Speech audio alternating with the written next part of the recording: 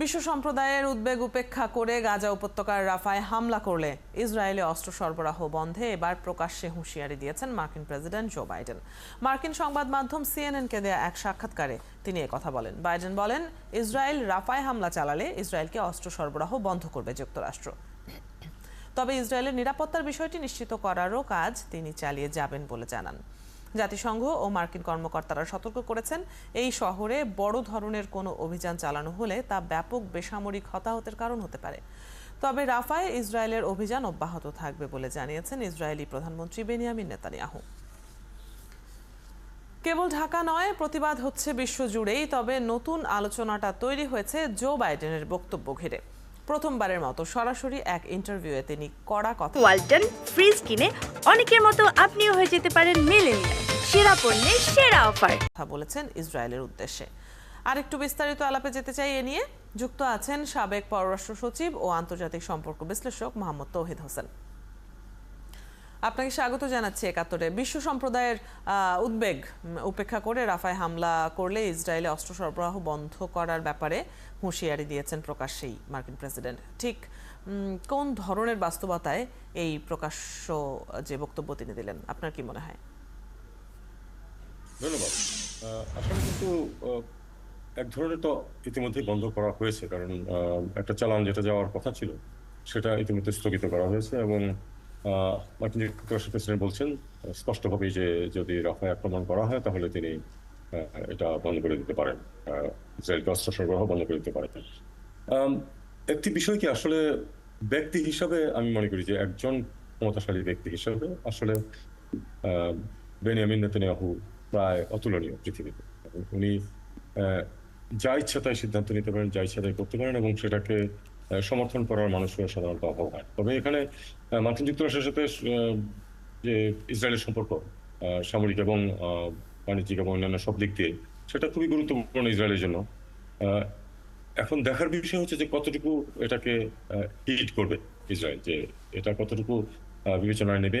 কারণ এখানে একটা ওই মার্কিন যুক্তরাষ্ট্রের প্রেসিডেন্টের বক্তব্যের মধ্যে দুটো জিনিস আছে। এক হচ্ছে যে উনি অস্ত্র সরবরাহ বন্ধ করবেন, কিন্তু আবার বলছেন যে ইসরায়েলের নিরাপত্তা ইত্যাদি ইত্যাদি ইত্যাদি। ইসরায়েলের নিরাপত্তা অবশ্যই মার্কিন যুক্তরাষ্ট্রের পলিসির একটা বড় অংশ। তবে সে নিরাপত্তার সংজ্ঞাটা নিয়ে এই সমস্যা হলো যে ইসরায়েলি নিরাপত্তার পাশাপাশি এই ধরনের একটা গণহত্যা বন্ধ করাও তো প্রয়োজন, কারণ এই গণহত্যা ইসরায়েলের নিরাপত্তা বাড়ছে। এটা কিন্তু এমনকি ইসরায়েলের মধ্যেও অনেকেই মনে করেন, কট্টরপন্থীদের কথা বাদ দিলে এমনকি ইসরায়েলের ভিতরে অনেকেই মনে করেন যে এতে করে ইসরায়েলের নিরাপত্তা বাড়ছে না, বরং ফিলিস্তিন সমস্যার একটা সমাধানের মধ্যেই আসলে ইসরায়েলের দীর্ঘমেয়াদী নিরাপত্তা নিহিত আছে। এটা কিন্তু অনেকেই বিশ্বাস করেন, অনেক ইসরায়েলি এটা বিশ্বাস করেন, অনেক মার্কিন ইহুদিও এটা বিশ্বাস করেন। তবে মার্কিন যুক্তরাষ্ট্রের প্রেসিডেন্ট যে পদক্ষেপ নিয়েছেন বা যে বক্তব্য দিয়েছেন এটা যথেষ্টই কঠোর এবং প্রথমবারের মতো হয়তো লিটল টু লেট এটা হতে পারে। আর অনেক আগেই তিনি এই ধরনের ভূমিকা নিতে পারতেন বস্তুত, যখন সিভিলিয়ানদের।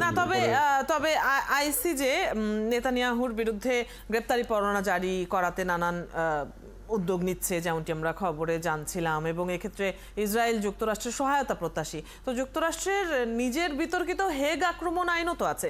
এক্ষেত্রে বাইডেনের এই যে কড়া বার্তা যেটি নিয়ে আলোচনা হচ্ছে, সেটা কতটা সত্য বা কতটা বায়বীয়?